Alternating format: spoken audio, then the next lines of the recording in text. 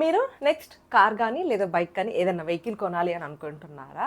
అయితే వార్ వల్ల అయ్యి ఉండొచ్చు. ఇన్ కేస్ వార్ లేకపోయినా కూడా ఎప్పటికప్పుడు పెట్రోల్ ప్రైజెస్ పెరుగుతూనే ఉన్నాయి.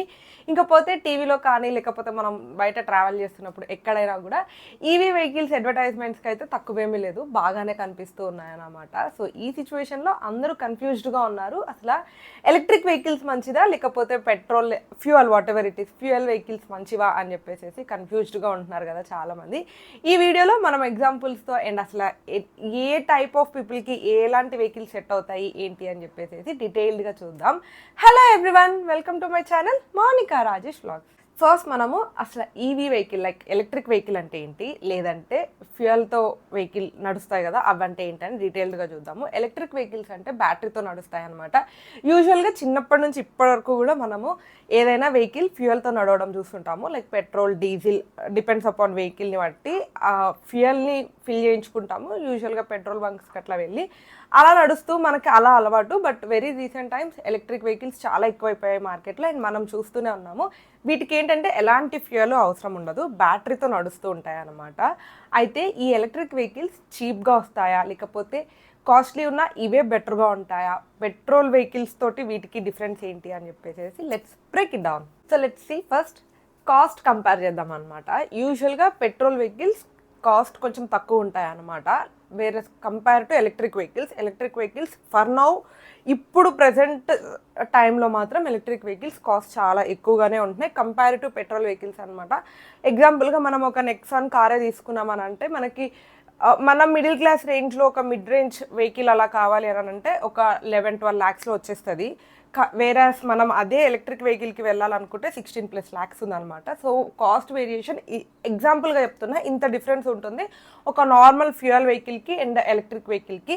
కాకపోతే ఏంటంటే మనకి ఇనిషియల్ పేమెంట్ ఏదైతే ఒక వెహికల్ కొనేటప్పుడు కాస్ట్ తక్కువ వస్తుంది కానీ ఫ్యూయల్కి, కానీ ఆ వెహికల్ రన్ అవ్వడానికి డైలీ మనము ఆబ్వియస్గా దాంట్లో ఫ్యూయల్ ఫిల్ చేయాలి కాబట్టి అది కొంచెం ఎక్స్పెన్సివ్గా ఉంటుంది.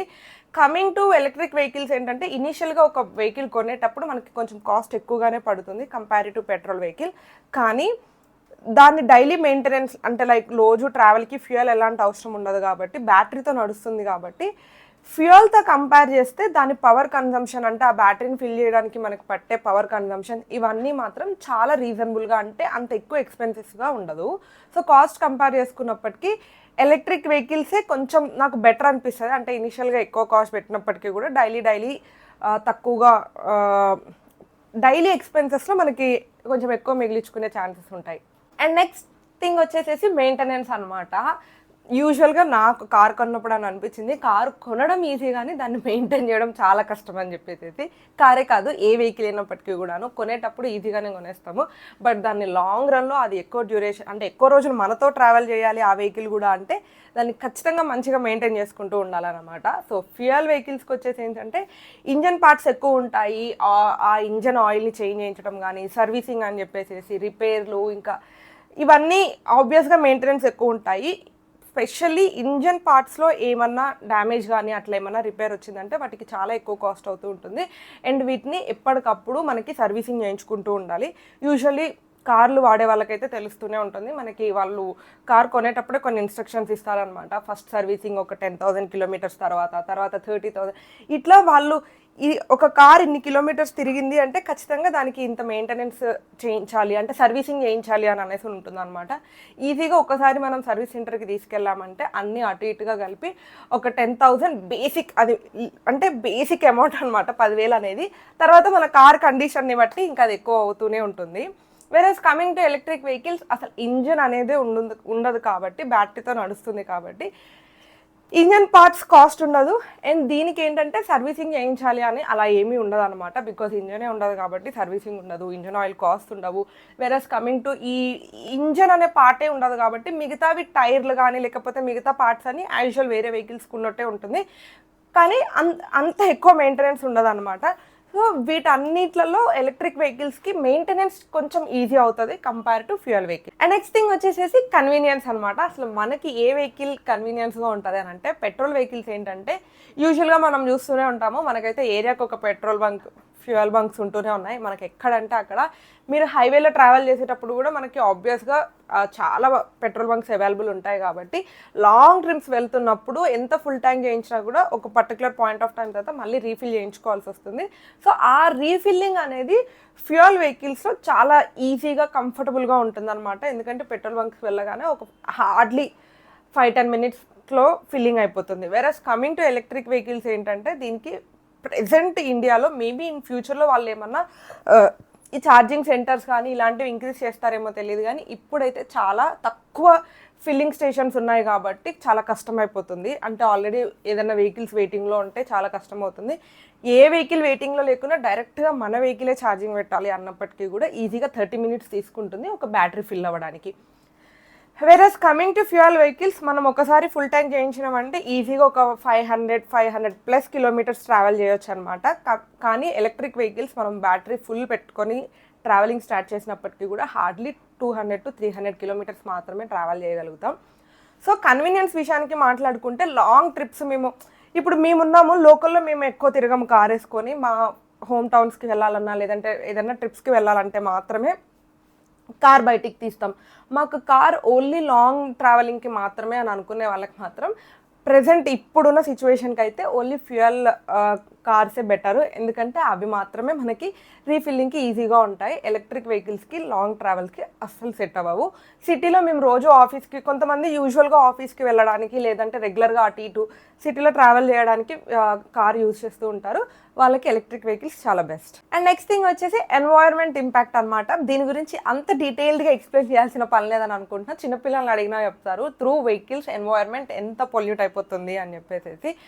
ఆబ్వియస్గా ఫ్యూయల్ వెహికల్స్ నుంచి కార్బన్ ఎమిషన్ ఎక్కువ ఉంటుంది కాబట్టి చాలా పొల్యూట్ అయిపోతుంది మన ఎన్వైర్న్మెంట్. అండ్ డైలీ ఈ మధ్య కాలంలో నేను రెగ్యులర్గా ఆఫీస్కి వెళ్తున్నా కాబట్టి చూస్తున్నా చాలా వెహికల్స్ ఎక్కువైపోయాయి రోడ్డు మీద. ఆబ్వియస్గా పొల్యూషన్ కూడా ఎక్కువైపోతూ ఉంటుంది అనమాట. ఇంకా ఢిల్లీ గురించి అయితే చెప్పాల్సిన పనే లేదు. సో ఇది చాలా బెనిఫిట్ ఏంటంటే ఎలక్ట్రిక్ వెహికల్స్లో కార్బన్ ఎమిషన్ అస్సలు ఉండదు. ఇవి చాలా ఎకో ఫ్రెండ్లీగా ఉంటాయి. పొల్యూషన్ని మనము చాలా వరకు తగ్గించాలి, మన చుట్టూ ఎన్వైర్న్మెంట్ కొంచెం మంచిగా ఉండాలి అని అంటే electric vehicles are the best అనమాట. ఈ పాయింట్ని మాత్రమే మేజర్గా కన్సిడర్ చేస్తూ తెలంగాణ గవర్నమెంట్ కూడా రీసెంట్ టైమ్స్లో యాక్చువల్గా జనాలని చాలా ఎంకరేజ్ చేస్తున్నారు ఎలక్ట్రిక్ వెహికల్స్ తీసుకోండి అని చెప్పేసి. At the same time government employees ఎవరైనా ఎలక్ట్రిక్ వెహికల్స్ కొనాలి అని అనుకుంటే వాళ్ళకి సబ్సిడీలు ఇవ్వడము, ఇలా ఏదో ఒక వేలో జనాలకి ఎంకరేజ్మెంట్ లాగా లైక్ పుష్ చేస్తున్నారు అనమాట, try to buy electric vehicles అని చెప్పేసి. సో మనము కొంచెం ఎన్వైర్న్మెంట్ మీద కాన్సన్ట్రేట్గా ఉండి పొల్యూషన్ తగ్గించుకోవాలని అనుకుంటే మాత్రం electric vehicles are the best. ఇకపోతే డ్రైవింగ్ ఎక్స్పీరియన్స్ అనమాట. Driving experience that depends upon individual person. కొంతమందికి నేను రీసెంట్ టైమ్స్లో ఎలక్ట్రిక్ కార్లు ఎప్పుడు డ్రైవ్ చేయడం అట్లా చూడలే, కానీ బట్ ఎలక్ట్రిక్ స్కూటర్స్ ఉంటాయి కదా, స్కూటీలు, అవైతే డ్రైవ్ చేయడమో లేకపోతే ర్యాపిడో బుక్ చేసుకున్నప్పుడు ఎలక్ట్రిక్ వెహికల్స్ రావడమో జరుగుతూ ఉన్నాయన్నమాట. దీంట్లో driving first thing electric vehicles pickup చాలా మంచిగా ఉంటుంది కంపారిటివ్ ఫ్యూయల్ వెహికల్స్. డ్రైవింగ్ కూడా స్మూత్గా ఉంటుంది అనమాట. కానీ మనకి ఏం అలవాటు అయిపోయిందంటే చిన్నప్పటి నుంచి మనం ఫ్యూయల్ వెహికల్స్ నుంచే అంటే వాడుతూ ఉన్నాం కాబట్టి వెహికల్ వెళ్తుందంటే కొంచెమన్నా ఇంజన్ సౌండ్ వినడము, ఆ వెహికల్ వెళ్తుంది అనే ఫీలింగ్ మనకి తెలియదు యూజువల్గా ఎలక్ట్రిక్ వెహికల్స్లో. So experience completely depends upon the individual person అనమాట. కానీ జనరలైజ్డ్గా మాట్లాడుకుంటే ఎలక్ట్రిక్ వెహికల్స్ చాలా స్మూత్గా ఉంటాయి, పికప్ మంచిగా ఉంటుంది కంపారిటివ్ ఫ్యూయల్ వెహికల్స్. ఇందులో ఏంటంటే ఒక ట్రెడిషనల్ డ్రైవింగ్ ఫీల్ ఉంటుంది అనమాట. మనం రెగ్యులర్గా పికప్ తక్కువగానే ఉంటుంది కంపారిటివ్ ఎలక్ట్రిక్ వెహికల్స్. కాకపోతే ఒక చిన్న ఇంజన్ సౌండ్ రావడము, ఓకే వెళ్తున్నాము అని తెలియడము అలాంటిది ఉంటుంది. ఎలక్ట్రిక్ వెహికల్స్లో ఆ ఫీల్ ఉండదు అంతే. సో ఆల్రెడీ మీరు ఒక కంక్లూజన్కి వచ్చేసి ఉంటారు. ఫైనల్ థింగ్ ఏంటంటే యూజువల్గా ఎలక్ట్రిక్ వెహికల్స్ ఎవరికి పనికొస్తాయి అంటే ఎక్కువగా సిటీలో తిరిగే వాళ్ళకి, అండ్ మాకు లో మెయింటెనెన్స్ కావాలి, మేము అంతగా లాంగ్ ట్రిప్స్కి ఏమీ వెళ్ళము, అండ్ ఆల్సో ఎన్వైర్న్మెంట్ పొల్యూషన్ని కూడా కంట్రోల్ చేయాలి, ఎకో ఫ్రెండ్లీగా ఉండాలి మా వెహికల్స్ అని అనుకునే వాళ్ళకి electric vehicles are the best. Whereas coming to petrol అంటే ఫ్యూయల్ వెహికల్స్ ఏంటంటే మేము రూరల్ ఏరియాస్లో ఉంటున్నాము, మాకు ఛార్జింగ్ పాయింట్స్ అంత యాక్సెసిబుల్గా లేవు, అండ్ మేము ఎక్కువ లాంగ్ ట్రిప్స్కే వెళ్తాము, డైలీ మెయింటెనెన్స్ మేము అంతగా అంటే ట్రావెలింగ్ అంతగా చేయం కాబట్టి పెట్రోల్ మెయింటెనెన్స్ అంతగా పడదు, డైలీ ఎక్స్పెన్సెస్ మా మీద అని అనుకునే వాళ్ళకి fuel vehicles are the best అనమాట. సో మీకు ఆల్రెడీ మీకు ఏ వెహికల్ బెస్ట్ అనే క్వశ్చన్కి ఆన్సర్ వచ్చేసి ఉంటుంది. కానీ నన్ను అడిగితే మాత్రం ఆబ్వియస్గా ఫ్యూచర్ ఎప్పుడూ కూడా ఈవీ వెహికల్స్ సైడే ఉంటుంది. బికాస్ పొల్యూషన్ వైజ్ కానీ మెయింటెనెన్స్ వైజ్ కానీ అన్ని విధాలుగా చూసుకుంటే electric vehicles are the best. అందుకని ఫ్యూచర్ అయితే ఎలక్ట్రిక్ వెహికల్స్దే ఉంటుంది. కానీ ప్రజెంట్ టైంలో మీకేది బెస్ట్ అని చెప్పేసి నేను ఆల్రెడీ ఇప్పటి వరకు వీడియోలో మాట్లాడిన కంపారిజన్స్ని బట్టి మీరు డిసైడ్ చేసుకోండి. అండ్ మీకు ఆల్రెడీ ఒక కంక్లూజన్ వచ్చుంటే మీకు ఏ వెహికల్ బెస్ట్ అనుకుంటున్నారు ఏంటి అని చెప్పేసి కింద కమెంట్ బాక్స్లో చెప్పండి. అండ్ వీడియో నచ్చితే లైక్ చేయండి, ఎవరికైనా యూజ్ అవుతుంది అని అనిపిస్తే షేర్ చేయండి. Don't forget to subscribe. Thank you for watching till the end.